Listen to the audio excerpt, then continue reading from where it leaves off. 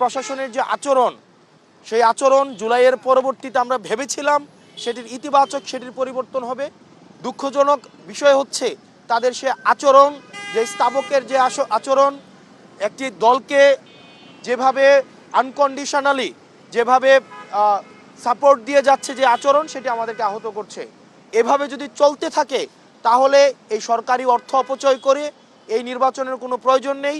গণতন্ত্রের জন্য যেই লড়াই সংগ্রাম হয়েছে দীর্ঘ 17 বছর, বিএনপির নেতাকর্মীরা যেভাবে রাস্তায় নির্যাতিত হয়েছে, নিপীড়িত হয়েছে, এই প্রশাসনের নগ্ন আচরণকে যদি বিএনপি এন্টারটেইন করে তাহলে এই 17 বছরে যারা ইলিয়াস আলী থেকে শুরু করে যারা গুম হয়েছে, আজকের আমাদের শহীদ ওসমান হাদি পর্যন্ত যারা শহীদ হয়েছে, তাদের রক্তের প্রতি সেটি হচ্ছে অপমান করা হবে।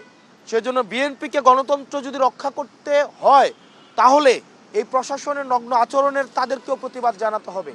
আর যদি প্রতিবাদ না জানায় তাহলে জনাব তারেক জিয়া সাহেবকে নির্বাচন কমিশনারের সাথে বসে ওনারা কয়টা আসন চায় সেটি দিয়ে এই জনগণের সাথে কোনো প্রহসন করার আসলে আমি প্রয়োজন বোধ করি না।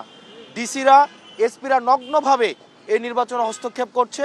আমরা এই হলফনামা বাছাই থেকে শুরু করে আমাদের আজকে পর্যন্ত আমাদের এই তাদের যেই প্রশাসনের যেই বায়াস যে আচরণ, সেই আচরণ নির্বাচনকে কতটা নিরপেক্ষ করবে সেটিতে আমরা সন্দিহান।